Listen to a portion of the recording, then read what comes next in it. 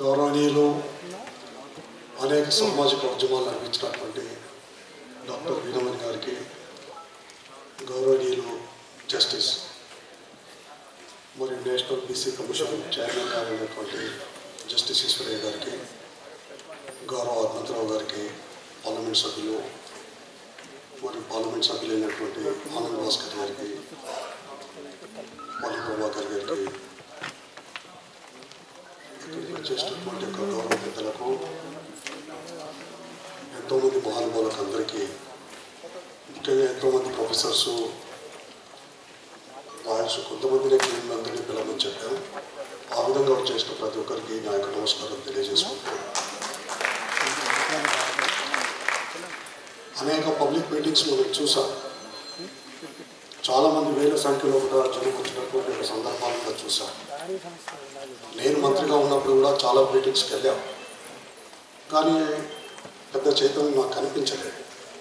వస్తారు, మళ్ళీ వాళ్ళు వెళ్ళిపోతారు, ఇట్లే చప్పట్లు కొడతారు, మళ్ళీ ఆ తర్వాత ఏమాత్రం కూడా ప్రోగ్రెస్ పెద్దగా కనిపించలేదు.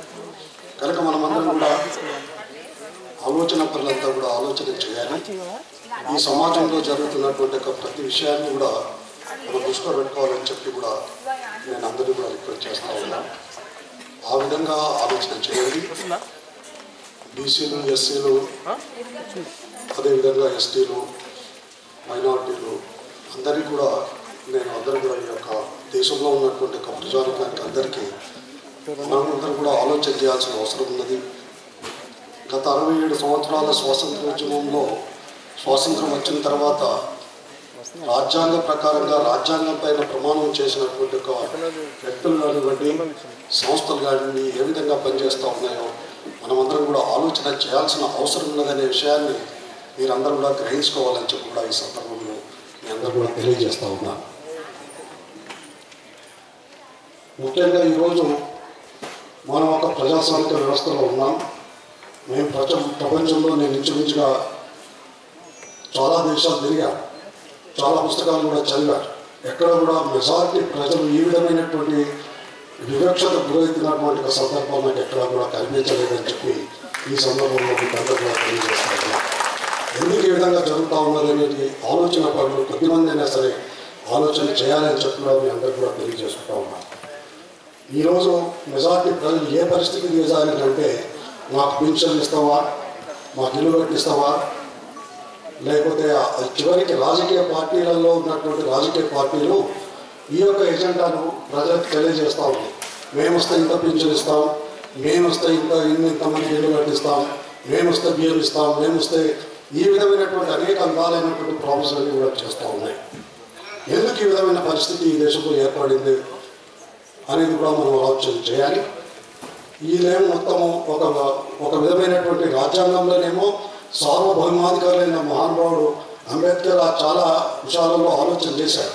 ఏకైక వ్యక్తి ఆ రోజు రాజ్యాంగ సభలో కూడా ఏకైక వ్యక్తి అంబేద్కర్ ఒకడే.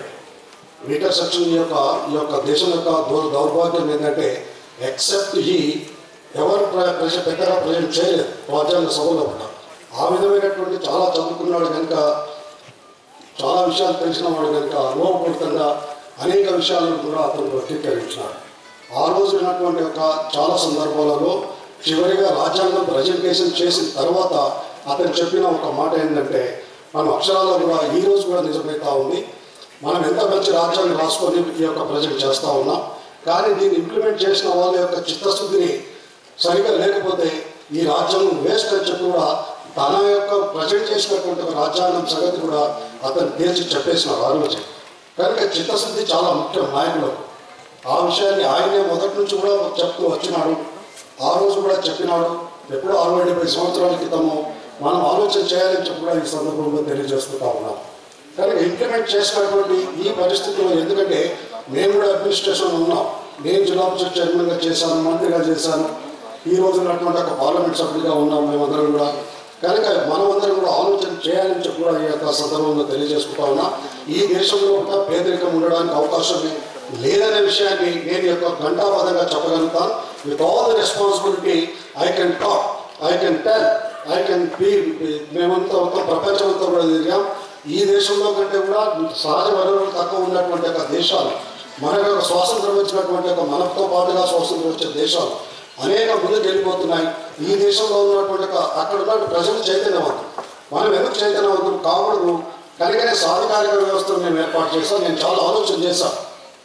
యాజ్ లాంగ్ యాజ్ ప్రజలలో చైతన్యం రాకుంటే, ప్రజలలో తమ యొక్క బాధ్యత తెలియకుంటే, మనం ఎన్ని చేసినా ఎవరు ముఖ్యమంత్రి అయినా, ఎవరు ప్రధానమంత్రి అయినా, ఎవరు మంత్రులైనా, ఎవరి యొక్క ప్రజాప్రతినిధులైనా దాంట్లో పెద్దగా మార్పు కనిపించదు.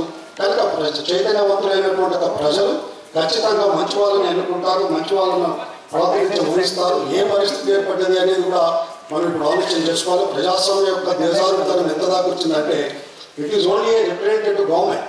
ఇప్పుడున్న ప్రస్తుతం ఉన్నటువంటి యొక్క మన రాజ్యాంగ ప్రకారంగా ఇది ఒక రిప్రజెంటేటివ్ గవర్నమెంట్.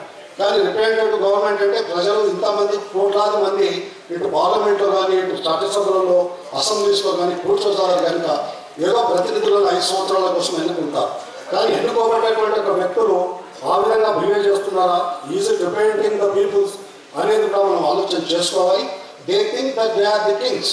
ఆ విధమైన ఒక కింగ్స్ అని ఆ విధమైన దానం ధర్నాలు చేస్తున్నట్టుగా ఆ పరిస్థితి ఏర్పడుతున్నది.